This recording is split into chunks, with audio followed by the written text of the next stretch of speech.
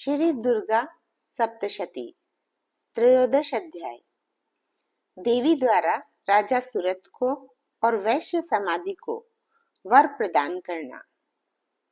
उदयकालीन सूर्यमंडल की सी कांति धारण करने वाली, 4 भुजाओं और 3 नेत्रों के दिव्य स्वरूप वाली तथा अपने हाथों में पाश, अंकुश जैसे शस्त्रों के साथ साथ वर एवं अभय की मुद्रा धारण कर भक्तों को निर्भीक बनाने वाली शिवा देवी का मैं ध्यान करता हूँ, उन्हें प्रणाम करता हूँ, निवेदन करता हूँ। ऋषि बोले, राजन, मैंने तुम्हें इस प्रकार से देवी का महात्म्य सुनाया है। वास्तव में जगत को धारण करने वाली भगवती जगदम्बा का प्रभाव ही ऐसा है, अर्थात विलक्षण एवं सर्वथा अवर्णनीय है। यही भगवती जगदम्बा विद्या माया की उत्पत्ति करती है। भगवान विष्णु की माया स्वरूपा इसी देवी के द्वारा तुम और समाधि वैश्य तथा तुम लोगों जैसे अन्य विवेकी लोग भी मोहित होते हैं। राजन, सत्य तो यह है कि विवेकी पुरुषों का माया से मोहित होने का क्रम शाश्वत है। अतीत में लोग मोहित हुए हैं, वर्तमान में हो रहे हैं और भविष्य में भी होते ही रहेंगे। अपने कल्याण के लिए तुम इसी देवी की शरण में जाओ।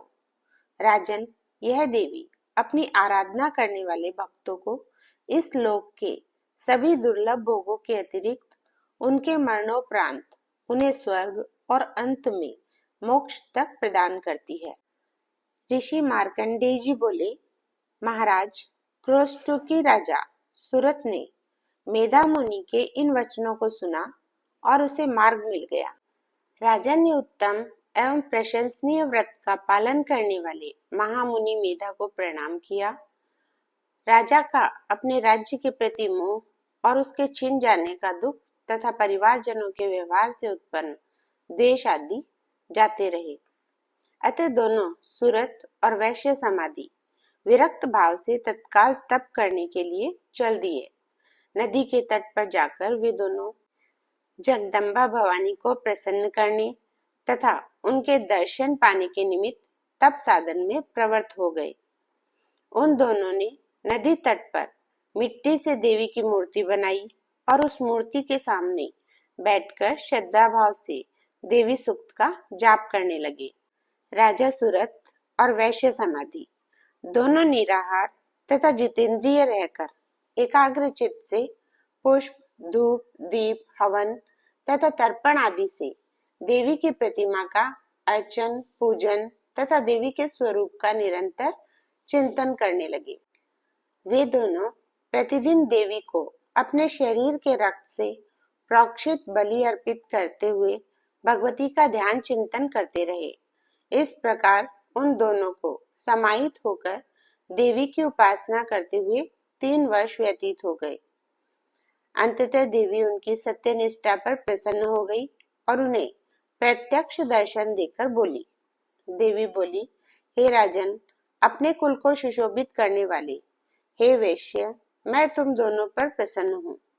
तुम दोनों जो भी मांगना चाहते हो मांग लो, मैं तुम दोनों को तुम्हारा अभिष्ट प्रदान करूंगी। मार्कंडेय जी ऋषि बोले, देवी के कथन पर राजा सूरत ने अगले जन्म में नष्ट न होने वाला राज्य तथा इस जन्म में शत्रु सेना को पराजित करके उनके द्वारा छीना अपना राज्य पुनः प्राप्त करने का वरदान मांगा। इधर वैश्य समाधि का चित्त संसार के मोह माया से खिन्न तथा विरक्त हो चुका था। उसकी बुद्धि निर्मल हो चुकी थी। अतः उसने भगवती जगदम्बा से आसक्ति, ममता और अहंकार आदि को नष्ट करने वाले शुद्ध ज्ञान प्राप्ति का वरदान मांगा। देवी बोली, राजन, तुम कुछ ही दिनों में अपना राज्य पुनः प्राप्त करोगे। राज्य प्राप्ति के साथ तुम अपने शत्रुओं को नष्ट करने में सफल हो जाओगे। शत्रुओं के नष्ट हो जाने के कारण तुम्हारा राज्य स्थिर रहेगा। राजन, मृत्यु के पश्चात तुम भगवान विवस्वान के अंश से जन्म लोगे। उस समय तुम इस पृथ्वी पर सावर्णिक मनु के नाम से जाने जाओगे।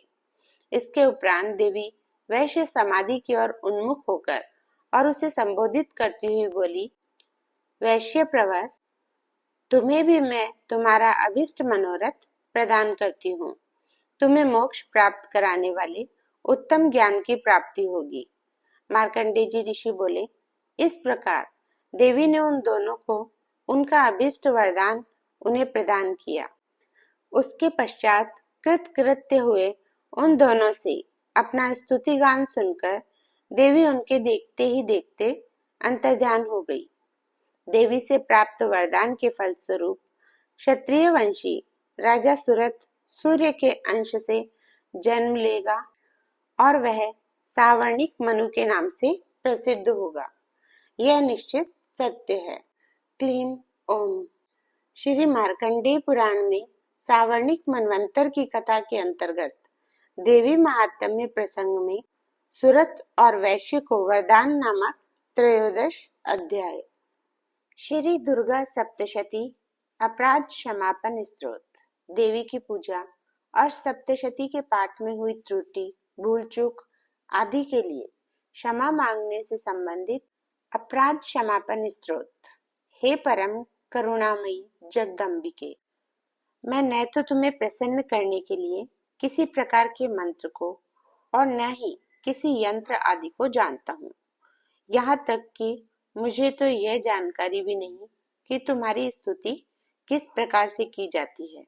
मुझे तुम्हारे आह्वान, ध्यान तथा आराधना की किसी पद्धति का कुछ भी ज्ञान नहीं है। मैं तो तुम्हारी किसी मुद्रा से भी परिचित नहीं हूँ। अपनी इस सारी अज्ञानता के लिए मुझे विलाप करना भी नहीं आता। मुझे तो केवल एक ही तथ्य की जानकारी और पक्का विश्वास है कि तुम्हारी शरण ग्रहण करने से सभी विपत्तियों, कष्टों और दुखों से निवृत्ति मिल जाती है। अतः मैं तुम्हारा शरणागत हूँ। मुझ अज्ञानी एवं मूर्ख की रक्षा का दायित्व तुम पर है। तुम ही मुझे सभी कष्टों से बचाओगी, इसका मुझे पक्का भरोसा है। संसार के सभी प्राणियों का उद्धार करने वाली कल्याणमयी माँ दुर्गे, न तो मैं पूजा का विधि विधान जानता हूँ और न ही मेरे पास तुम्हारे श्रृंगार की तथा तुम्हारी पूजा की सामग्री आदि खरीदने के लिए पर्याप्त साधन है। इसके अतिरिक्त स्वभाव से ही मेरे आलसी होने के कारण मुझसे पूजा आदि का संपन्न होना संभव ही नहीं। इन अज्ञान, अभाव तथा आलस्य आदि कारणों से सप्तशती के पाठ अनुष्ठान में हुई त्रुटियों के लिए मुझे क्षमा कर देना। माँ, संसार में यह एक प्रचलित धारणा है कि पुत्र भले ही कुपुत्र हो जाए, माँ की अपेक्षा करने लग जाए, परंतु माता कभी कुमाता नहीं होती। वह अपनी संतान की उपेक्षा नहीं करती, उस पर अपनी ममता का आंचल पसारे ही रहती है। हे दयामयी माँ, इस संसार में तुम्हारे सीधे साधे पुत्र तो बहुत है, परंतु उनमें मैं तुम्हारा एक बिरला टेढ़ा बेटा हूँ। मुझ जैसा टेढ़ा, संशयशील, आलसी, कर्तव्य के प्रति उपेक्षा बरतने वाला तथा अज्ञानी बेटा सारे संसार में ढूंढने पर भी नहीं मिलेगा। सीधे साधे बेटों को अपनाना तो ठीक है, परंतु मुझ जैसे टेढ़े की उपेक्षा करना तुम्हें शोभा नहीं देगा। बड़प्पन तो टेढ़े को अपनाने में है। सीधे को तो सभी अपनाते हैं, उन्हें अपनाने में कोई बड़प्पन नहीं है। फिर सभी ये जानते हैं कि पुत्र भले ही कुपुत्र हो जाए, परंतु माता तो कभी कुमाता नहीं होती। इस नाते तुम्हें मेरी उपेक्षा नहीं करनी चाहिए, अपितु मुझे अपनाने की कृपा करनी चाहिए। हे वात्सल्य की सजीव प्रतिमा देवी, मैंने कभी तुम्हारे चरणों की कोई सेवा नहीं की है, तुम्हें कभी धन सामग्री भी समर्पित नहीं की, फिर भी मुझ पर तुम्हारा अहेतुक, अनुपम और असीम स्नेह है। इसका स्पष्ट कारण यह है कि माँ की ममता भले और बुरे पुत्रों पर एक समान रहती है। पुत्र भले ही कुपुत्र हो जाए, परंतु माँ फिर भी उस कुपुत्र के प्रति कुमाता का व्यवहार नहीं करती। वह अपने नीच पुत्र को भी अपना ममत्व प्रदान करती है। गणेश जी को जन्म देने वाली माँ मैंने अनुभव किया है कि अन्य देवों की आराधना करते समय मुझे अनेक प्रपंचों को झेलना पड़ता था। कर्मकांड के अनेक विधि विधानों का निर्वाह करना पड़ता था। यह सब मेरे लिए कष्टप्रद और असुविधाजनक था। इसलिए आयु के बीतने के साथ साथ 85 वर्ष का होने पर मैंने सभी देवों की पूजा आराधना करना छोड़ दिया है। वस्तुतः अब मुझसे उसकी पूजा होती ही नहीं। मेरे लिए यह सब करना असंभव सा हो गया है। अब मैं तुम्हारा शरणागत होकर एकमात्र तुम्हारी ही पूजा करता हूँ। अतः मेरे लिए देवों से तो किसी प्रकार की कृपा सहायता प्राप्त होने की आशा करना ही मूर्खता होगी। इस स्थिति में यदि तुम भी मुझे छोड़ दोगी तो फिर मैं किसकी शरण में जाऊंगा? मुझे तो अब एकमात्र तुम्हारा ही सहारा है। तुम्हारे बिना मैं आश्रयहीन हो जाऊंगा। अतः मेरा परित्याग करने की न सोचकर मुझे अपनाने की कृपा करो। हे अपरणी जननी, मैंने सुना ही नहीं अपितु प्रत्यक्ष अनुभव भी किया है कि तुम्हारे स्तुति मंत्र के एक अक्षर को भी सुनने वाला ही नहीं, अपितु संयोगवश मंत्र का एक अक्षर जिसके कान में पड़ जाता है वह व्यक्ति मूर्ख, चांडाल और कुत्ते के समान गुर्राने वाला होने पर भी मधु के समान मधुर, रोचक और मोहक वाणी बोलने लगता है। अर्थात उसकी वाणी का समाज में आदर होने लगता है। निपट, दीनहीन, दरिद्र व्यक्ति भी तुम्हारे मंत्र के एक अक्षर के कान में पड़ जाने के प्रभाव से करोड़ों स्वर्ण मुद्राओं को प्राप्त करने में समर्थ होकर पृथ्वी पर चिरकाल तक निर्भय विहार करने लगता है। हे जगजननी, जब तुम्हारे मंत्र के एक अक्षर के श्रवण का इतना अधिक फल है, तो फिर विधि पूर्वक तुम्हारे स्तुति मंत्र के जाप करने वाले को कितना फल मिलेगा, इसकी तो कल्पना ही नहीं की जा सकती है। तुम्हारे स्तुति मंत्र का विधि विधान से जाप करने से सभी अभिष्ट मनोरथ सहज में ही सिद्ध होते हैं। तुम्हारे भजन की महिमा को कौन जान सकता है? जगजननी, तुम्हारे साथ विवाह करने से ही वे शिव अपने अंगों पर शमशान की चिता की भस्म लगाने वाले, विष का भोजन करने वाले, दिगंबर विचरण करने वाले, मस्तक पर जटाओं और वासुकी जैसे सर्पों का हार बनाकर उन्हें गले में धारण करने वाले तथा अपने हाथ में कपाल को लिए रहने वाले, सभी प्रकार से अशुभ लक्षणों वाले होने पर भी कल्याणकारी कहलाते हैं तथा जगदीश्वर की पदवी से सुशोभित होते हैं। तुम्हें अपनाने वाला अशिव शिव, अशुभ शुभ और असुंदर सुंदर बन जाता है। तुम जिसे अपना लेती हो वह लोहा कंचन बन जाता है। अपने मुख पर चंद्रमा की शोभा धारण करने वाली माँ, मुझे न तो मृत्यु के उपरांत मोक्ष प्राप्त करने की कोई इच्छा है और न ही जीवन काल में इस लोक के दुर्लभ वैभव को पाने की कोई अभिलाषा है। न मुझे विशुद्ध ज्ञान प्राप्त कर आत्मानंद में रमण करने की उत्सुकता है और न भौतिक सुखों के उपभोग की आकांक्षा है।